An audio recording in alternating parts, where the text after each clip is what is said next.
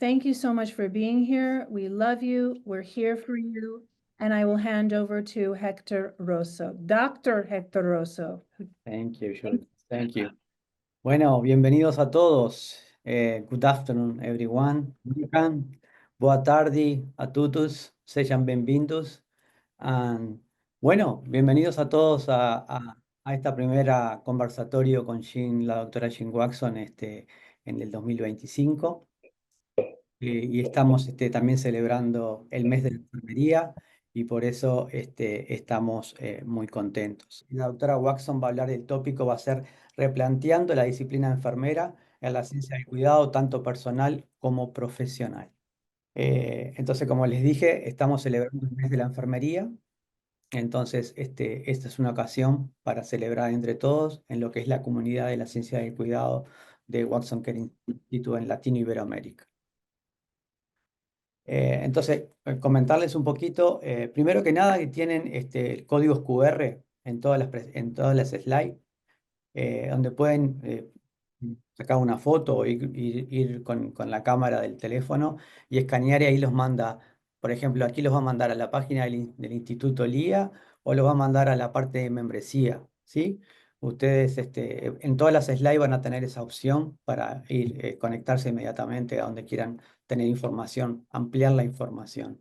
Entonces, Latino Iberoamérica, esta comunidad que hemos creado ya hace unos años, ya más de 5 años que estamos trabajando, y bueno, está comprendido por 13 países de lo que es desde México, Costa Rica, Panamá, Colombia, Perú, Bolivia, Chile, Argentina, Uruguay, Paraguay, Brasil, Colombia, y también tenemos Portugal de la península ibérica y España. Y nuestros objetivos es compartir el conocimiento y la comprensión de la ciencia del cuidado de Watson dentro de una perspectiva global, hacer crecer y expandir la ciencia del cuidado en Latino Iberoamérica, ofrecer recursos de calidad y acceder a la teoría de la ciencia del cuidado, educar, formar e investigar en la ciencia del cuidado. Hay algunos programas, como el programa educativo Coach, que es en español. Actualmente estamos, tienen en la foto, en esta primera foto, tienen la primera el grupo en español, el segundo está aquí, el tercero, y estamos ahora en el cuarto, y somos aproximadamente 60 Caritas Coach que hablan español o portugués.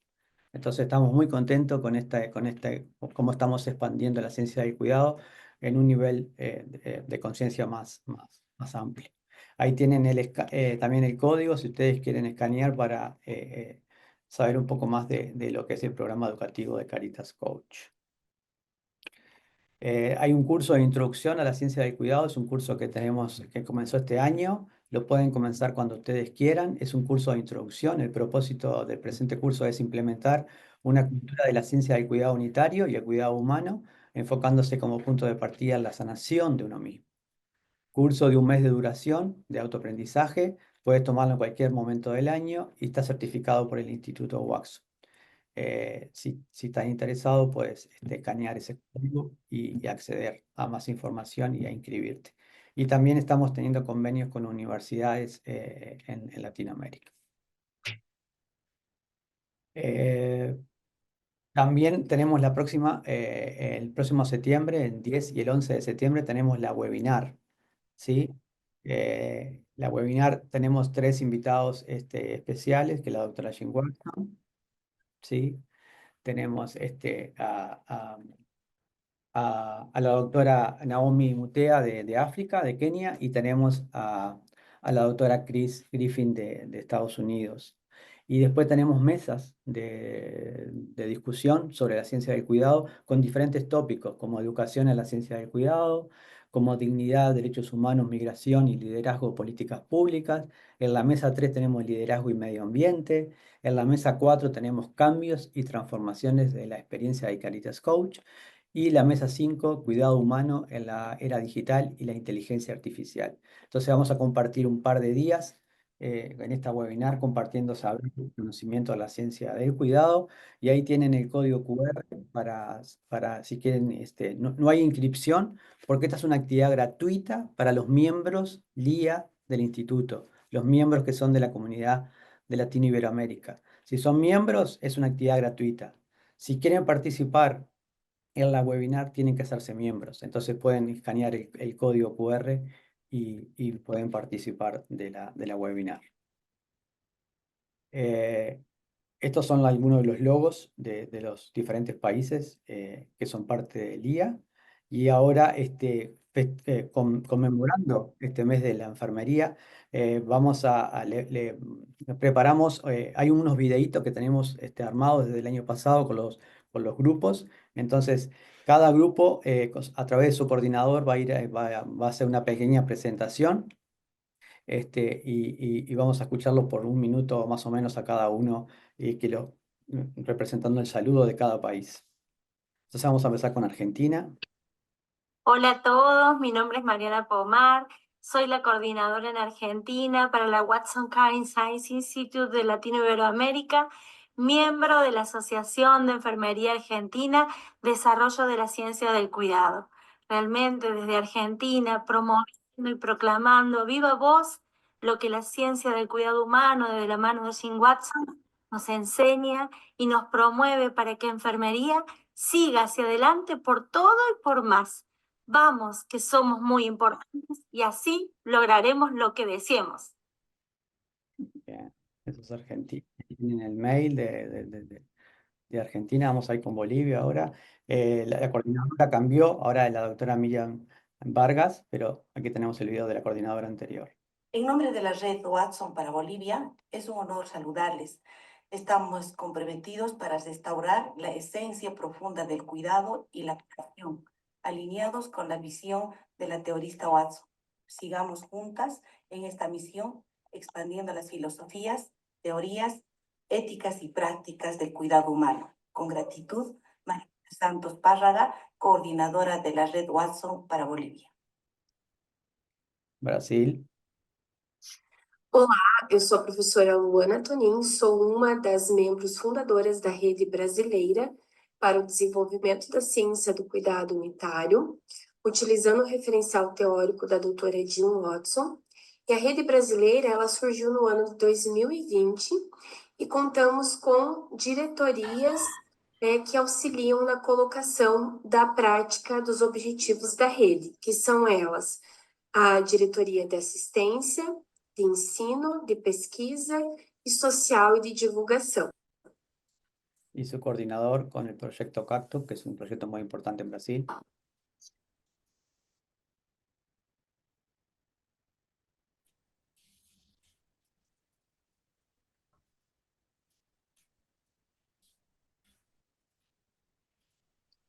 Olá, eu sou o Paulo Falcão, sou coordenador atual da Rede Brasileira na Ciência do Cuidado Unitário. Aqui funciona o programa CACO de cuidado das mães e crianças com transtorno do espectro autista, fundamentado na ciência do cuidado unitário da Jim Watson. Ahora pasamos a Chile. Hola, ¿qué tal? Mi nombre es Erika Caballero, soy la presidenta de la Fundación Latinoamericana de Enfermería para el Cuidado Humano. Pertenecemos al Watson Carin Science Institute Latinoamérica y el objetivo de nuestra fundación es crear un espacio académico y profesional que promueva una reflexión, compromiso por el cuidado humano de calidad, seguro y compasivo. El interés primordial nuestro es el fortalecimiento y la proyección de la ciencia del cuidado humano en enfermería a través de proyectos, programas, actividades de difusión y de divulgación científica. Y ya hace prácticamente 7 años que funcionamos en Chile y pertenecemos al IA desde su... Bien, ahora pasamos a Costa Rica. Excelente día. Mi nombre es Alan Rodríguez Artavio. Soy actualmente el coordinador del equipo para la implementación y desarrollo del cuidado humano en Costa Rica, un bracito del Waxo Cairn Science Instituto LIA. Realmente para nosotros es un gusto formar parte de lo que es la ciencia del cuidado y los invitamos a todos a poder, unirnos en este esfuerzo por hacer la diferencia en la enfermería. Colombia.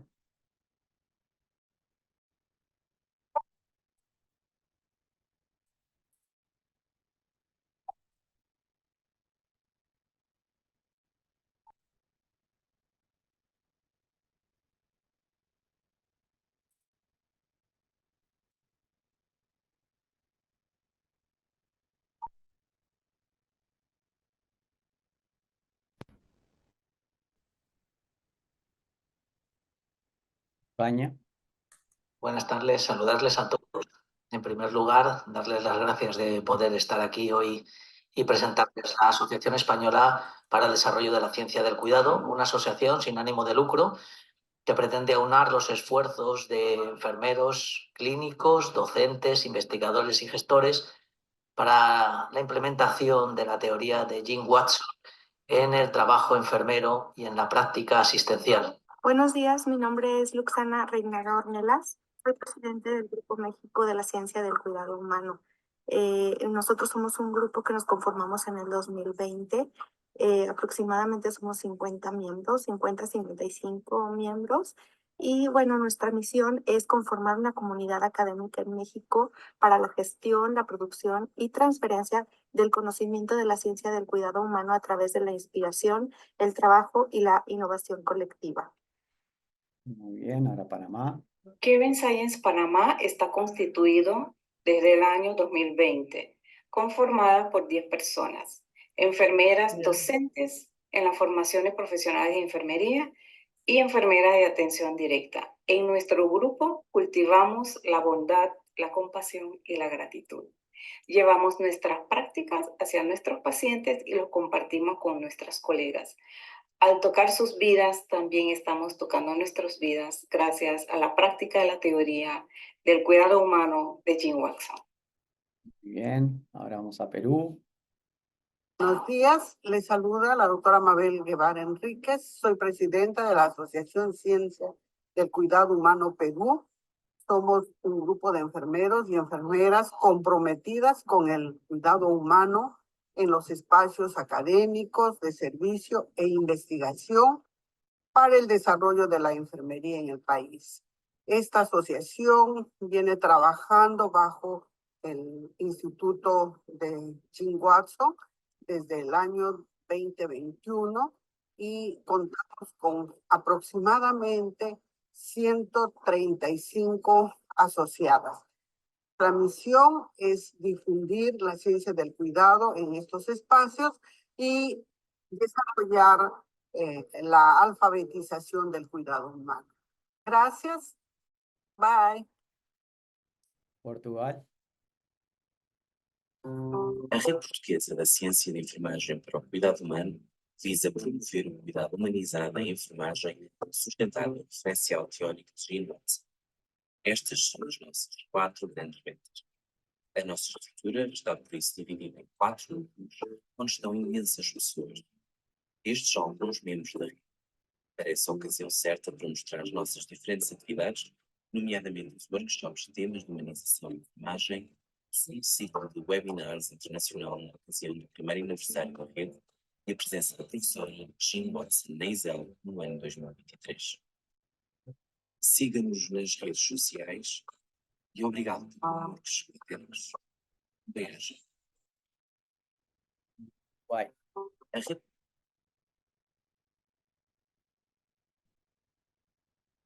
Hola, buenas noches. Mi nombre es Adriana Silva. Soy licenciada en enfermería, terapeuta holístico, Caritas coach y además soy la coordinadora del Grupo Uruguay para la Ciencia del Cuidado. Desde aquí, desde nuestro país, les enviamos un fuerte abrazo con mucho amor. Bueno, muchas gracias. Esta es la comunidad, quedó presentada la comunidad Latino-Iberoamérica y vamos a pasar a nuestra ponente, la doctora Jim Watson. Jim, you are very welcome. Well, welcome and buenos dias and buenas tardes and buenas noches, depending on where you are. I think this is a special opportunity, and because it's framed around personal and professional conversations of my journey, I thought I would share some of the key points that informed me on my early journey. For example, one of the first things I ever wrote about was death. That was the first book, first article I ever wrote, was called Death, a Necessary Concern for Nurses. And it was triggered by my own journey, because my father died when I 16, very suddenly of a heart attack. So all of my early work at the University of Colorado was on loss and grief and death and dying. I got grants and workshops, and so and all my writing was about that. So anyway, that was a very informative journey for me before I had my PhD. During my PhD work was in being exposed to the concept of phenomenology. You know, I knew that phenomena, but I didn't have a word for it. So part of this journey of scholarship and theory development and philosophies and giving a distinction to the discipline of nursing is really tied to language, because our language defines us and words give meaning and purpose to how we create our reality through words and language and the energy that words carry. So I thought it would be kind of interesting to hear that kind of perspective of what informed me, because the personal becomes the professional. You know, we can't separate them out. And so in a unitary carrying science, one of the things that it does, it invites each person to express themselves and their own creativity and their knowledge and their personal talents in a way that gives meaning and purpose, and other people can identify with it. For example, in qualitative methodology, there's a concept called that people rarely know about, but it's called intersubjective confirmability. It sounds like a big word, intersubjective confirmability. But what that means is that your phenomena, your experience is so real and so authentic that it can be confirmed subjectively by other people. That your truth and the truth of this work is so real that it can be confirmed by others, and that's called intersubjective confirmability. And with that, it leads to the concept of the truth of nursing. And the evolution of my work then led to grasping the concept of phenomenology. And then after my PhD, during my faculty experience at the University of Colorado, I was disheartened because everything was geared toward medical science, and nursing was trying to advance under medical science rather than under nursing. And there was no, at that time, there was no meaningful philosophical foundation for nursing as a science or as an emerging discipline. So my first book, which was published in 1979, believe it or not, yikes, was really about trying to make sense out of nursing. Like, is there anything that's core to nursing that transcends time and space and diagnosis and medicalization and ages and treatments? Is there anything core about nursing? Which, of course, ended up being 10 Caritas processes. But that was the first book. And those 10 Caritas processes were considered core to what nursing was. And I used the terminology core versus trim. And I actually used the word phenomenology in that first book.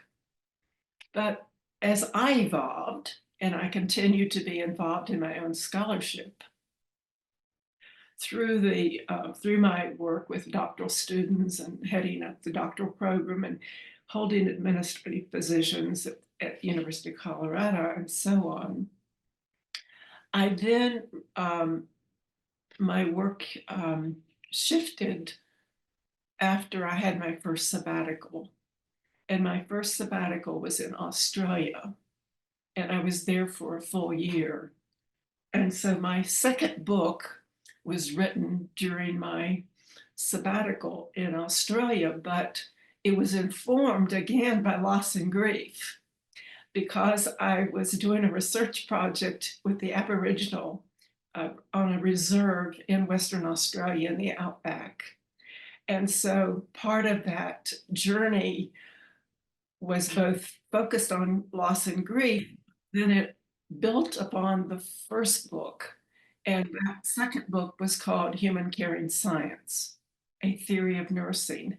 And I dared to use the word theory because my first book, Nursing, the Philosophy and Science of Caring, this book, was, and of course it was, the original was green, hardback. But this book was really the foundation of the Caritas processes. The second book kind of provided a context for human caring science and why human caring science was different from regular science. And again, it was informed by my work with these Aboriginals. And so as I evolved in my scholarship and teaching, then the next book actually I wrote was about postmodern nursing because I had also had a second sabbatical by then. And it was in Sweden, and I was doing work in Sweden and in Norway and Denmark and Finland, all over Scandinavia.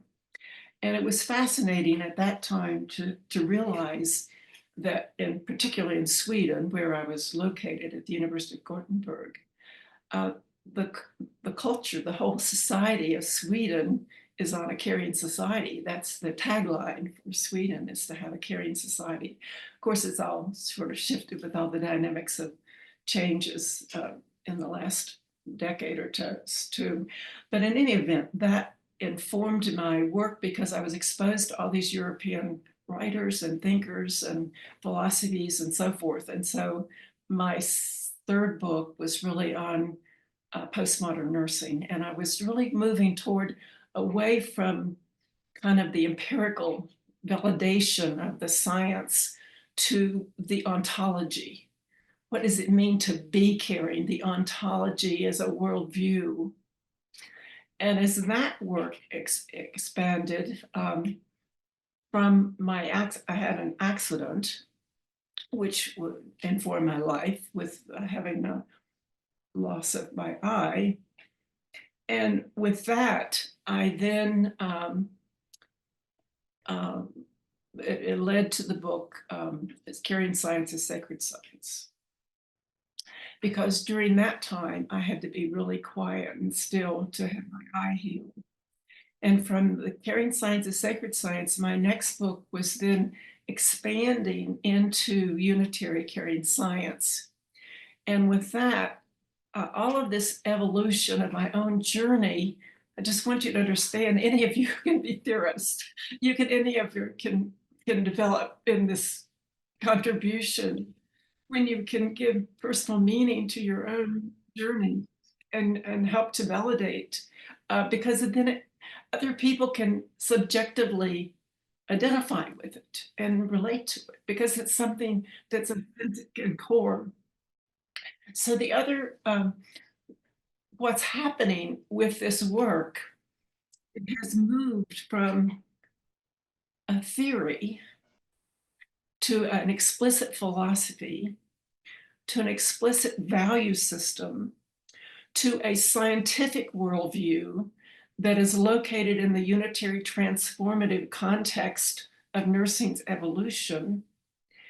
And it is also now informed by a deeper ethic that I've written about called the ethic of belonging, that we all belong to this infinite cosmic field of universal love, and that we actually are engaged in our caring moments because they are transpersonal if we are holding this Caritas consciousness at a higher vibrational level.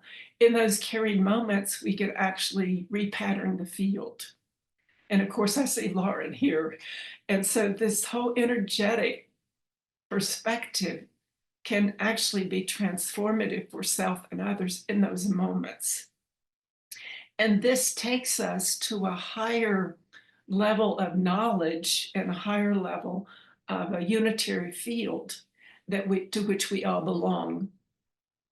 And with that context, now we can understand, perhaps, if you continue to study this work, that the theory of human caring and the 10 Caritas processes are absolutely universals of human caring.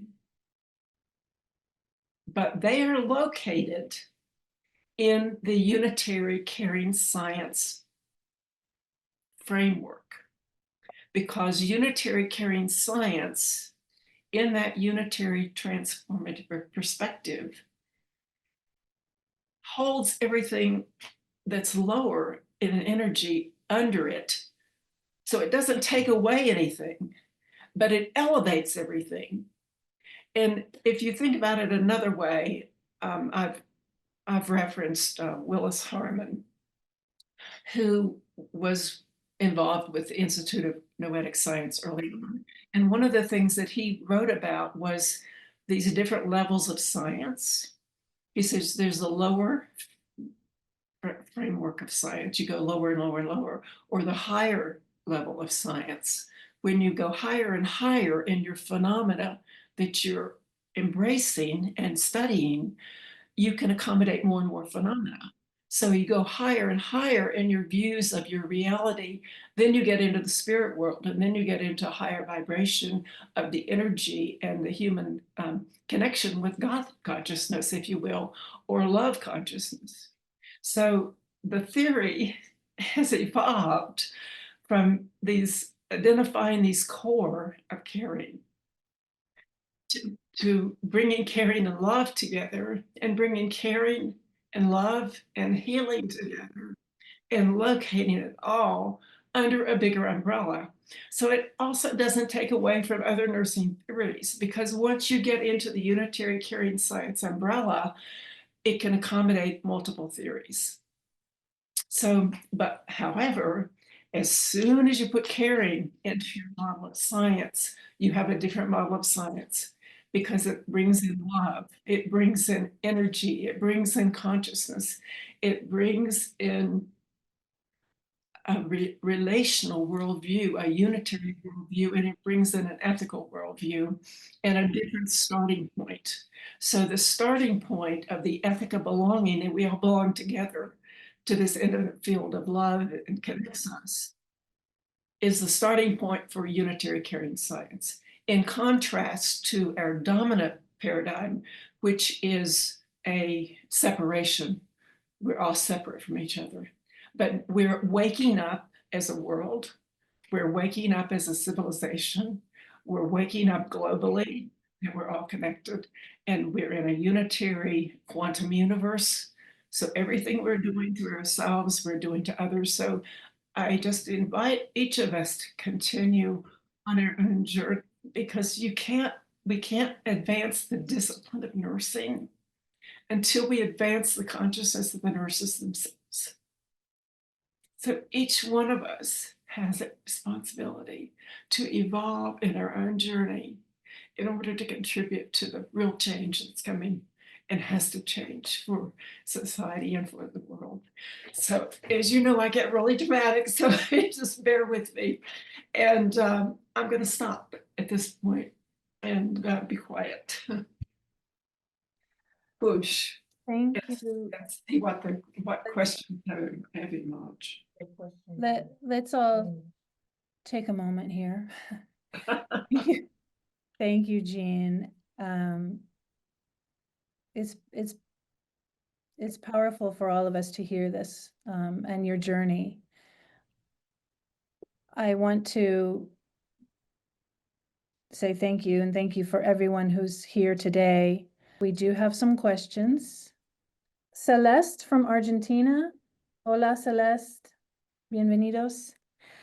She writes, I would like to ask Dr. Watson about self-care for nursing professionals, as I am concerned about the socioeconomic determinants in Argentina that lead to neglect to the point of needing hospitalization. Thank you very much. And I think you are not alone in that question. It's about really about burnout, about caring for nurses and staff, nursing professionals. So do you want to talk about self-care within that, Jean? Well, the whole focus of what I've just referenced is about our self-journey and self-caring. And the very first curative factor, the very first Caritas process is loving kindness and equanimity and compassion for yourself. And so each one of us are really required and challenged to find our own practices, whatever they may be, and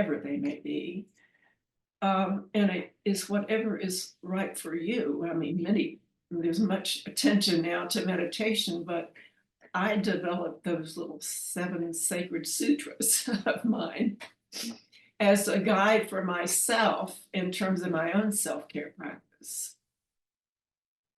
So, like, just be still, stillness and silence and solitude and connecting with spirit and your higher self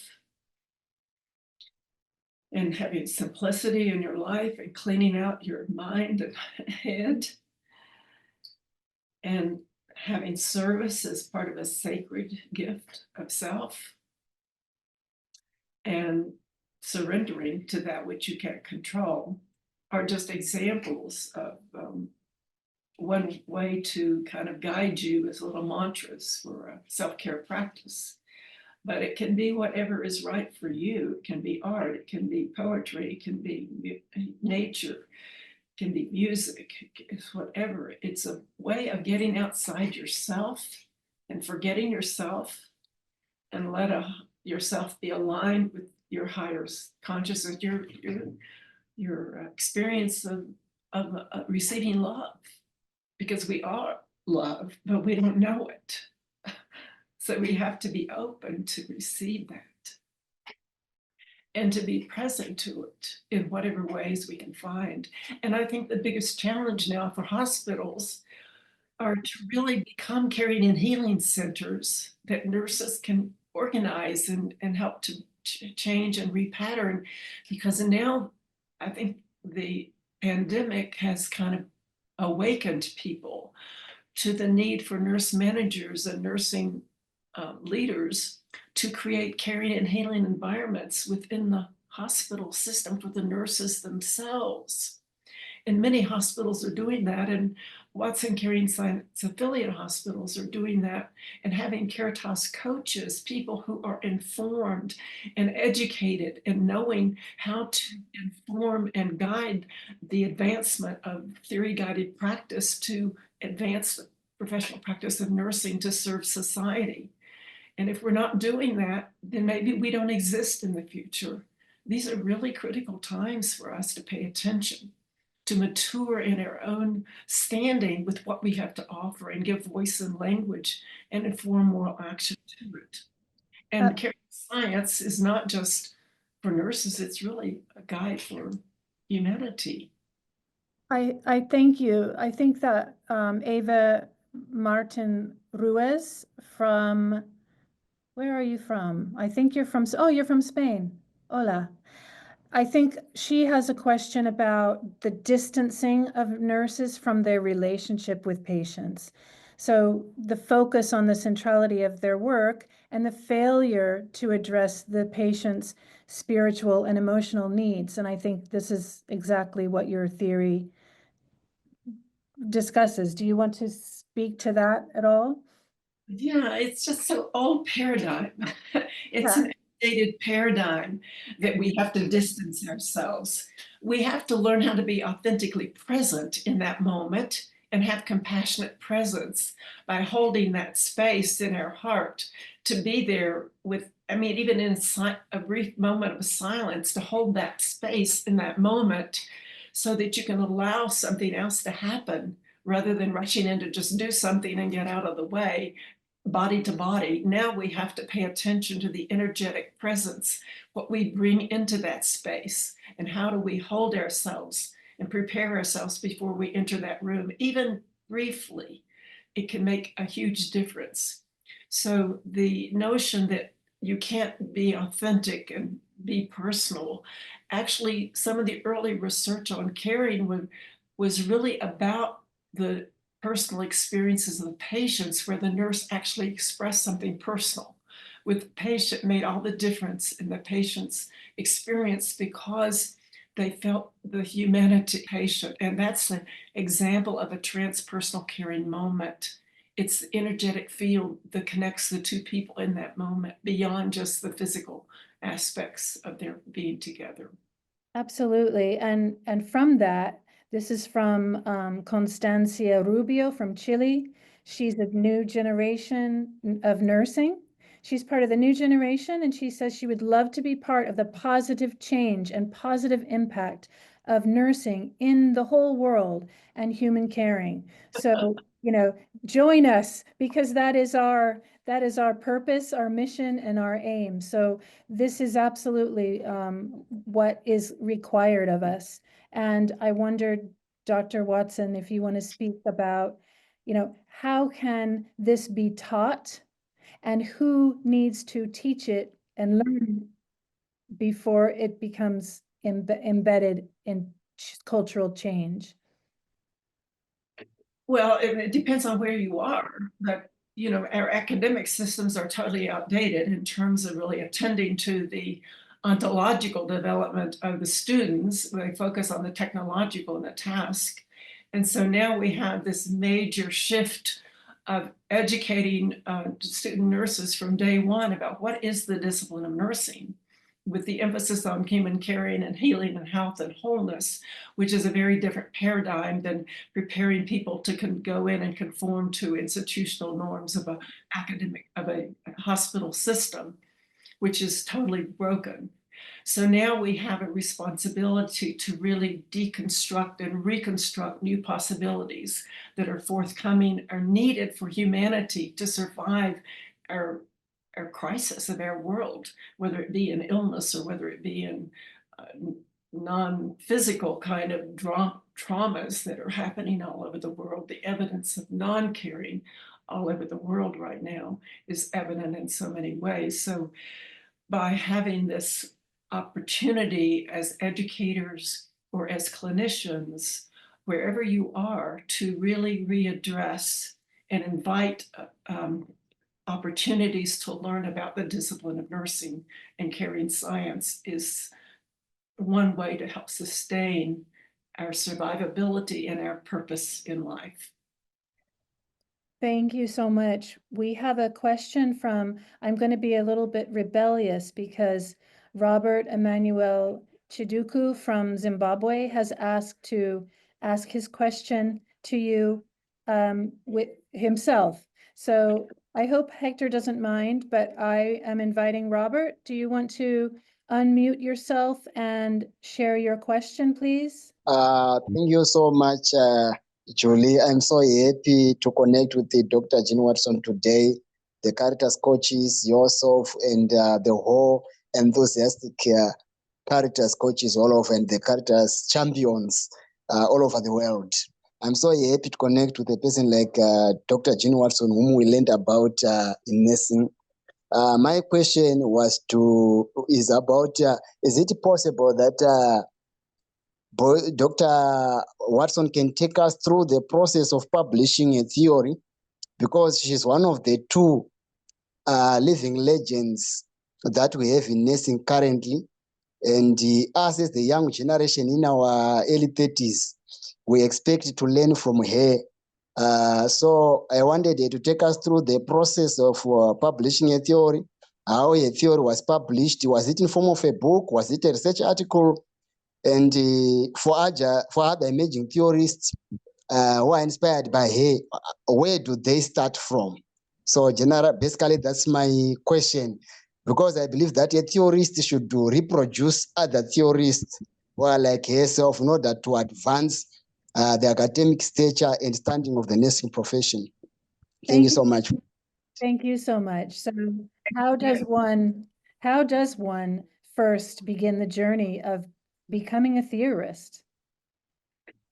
Well, first of all, I think you have to have some kind of passion and kind of something that's pursuing that you want to express, that you want to reveal, that is present in nursing that isn't there right now, that hasn't been made manifest.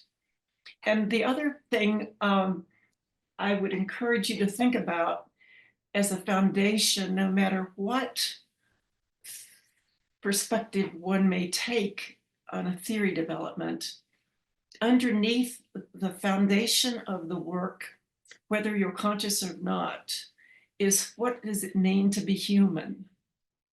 What does it mean to be human to you? And making that a little more explicit rather than, because however you view humanity and the human person is going to inform everything that you do around developing theory, because nursing is about humanity and in our environment with the universal field.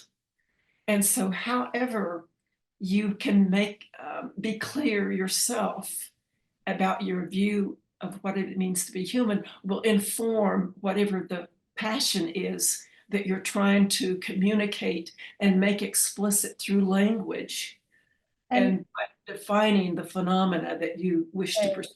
And how, how and when were you, taken seriously in a way? I think he's asking about, did you first write a book? Was it a journal? What was the process of publishing your theory?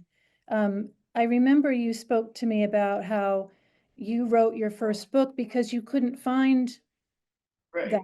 You couldn't find anything that would help you through your doctoral program. So you wrote it yourself. Well, it was after my doctoral program, but it was when I was with the University of Colorado, because there was nothing in the literature at that time that I was exposed to that had anything to do with a meaningful philosophical foundation for what nursing is. And that's where everything was focused on curing. And so I developed those 10 Caritas processes.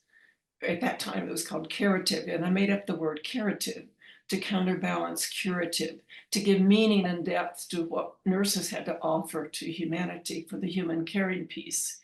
So yes, the book was the first journey, but I must tell you, the first drafts of my book, the feedback from the publisher was awful. Was shocking. It took a lot of effort to write that first book. So it's not unusual to have things rejected or be, having to critique and redo things as part of that journey. So don't be discouraged. Thank you so much. We have a question from Dr. Erica Caballero from Chile. Incidentally, I wanted to share with you that our global groups, there's a lot of Caritas coaches there that when we showed the film. And Dr. Erica Caballero is our director of the Caritas Coach Education Program in Spanish. She talks about strategies that you would suggest to promote spirituality in ICU nurses who are very close to death of their patients. How can you travel alongside that death journey, being a death doula, as it were?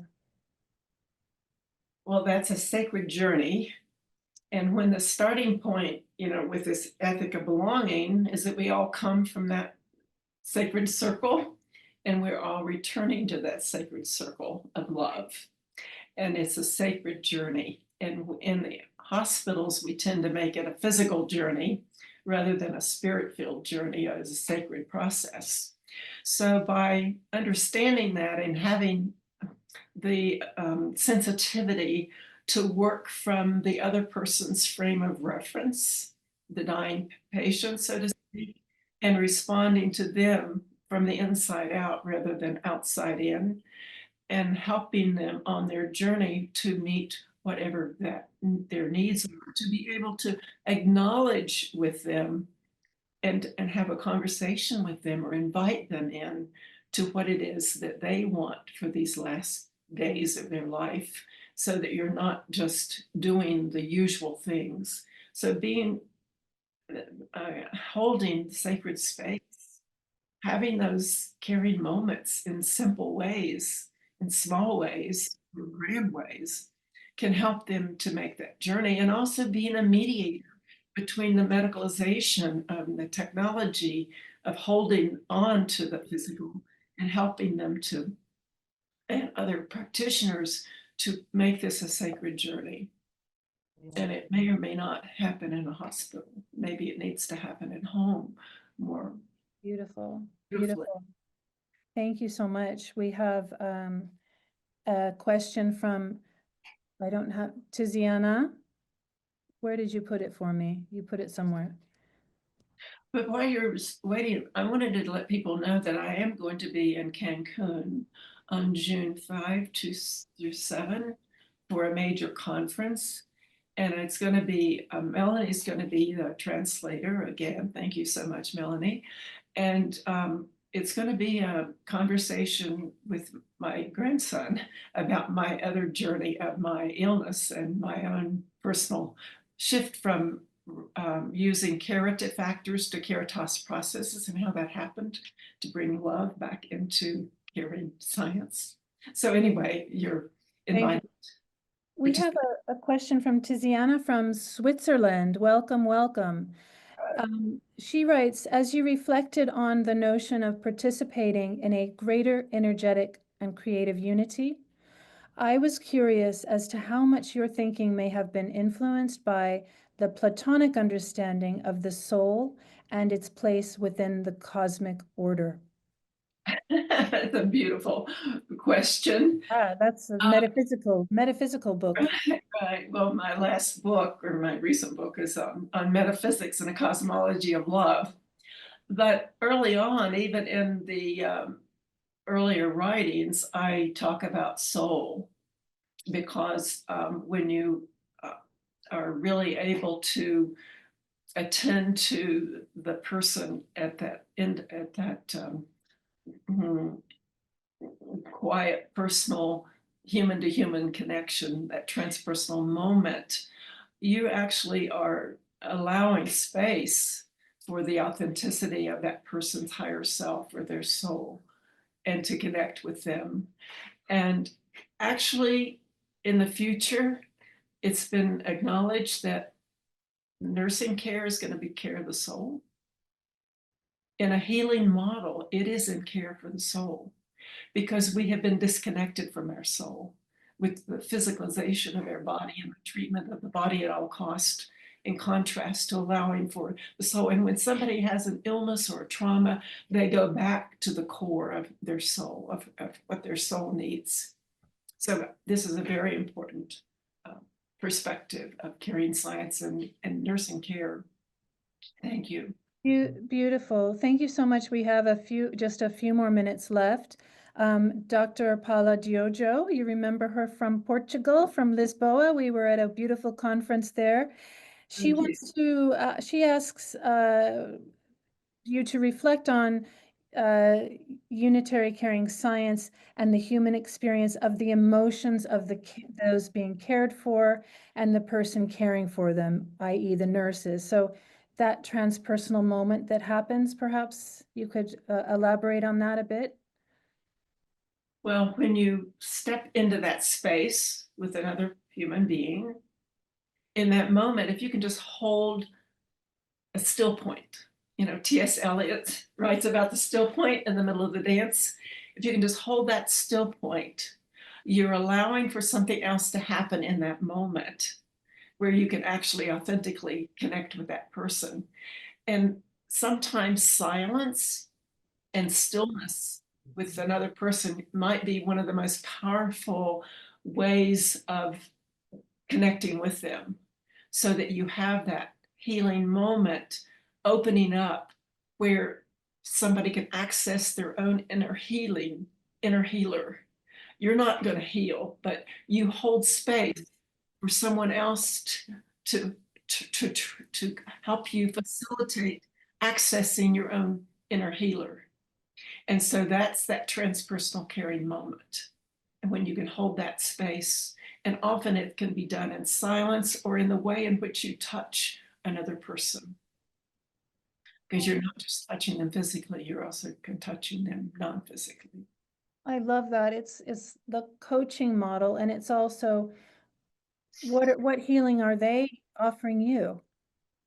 It's a mutuality, because the transpersonal is like that patient might be there for you just as much as you might be there for them. And this is particularly true with working with dying patients. They have so much to teach us. We think we know everything, and we don't know anything.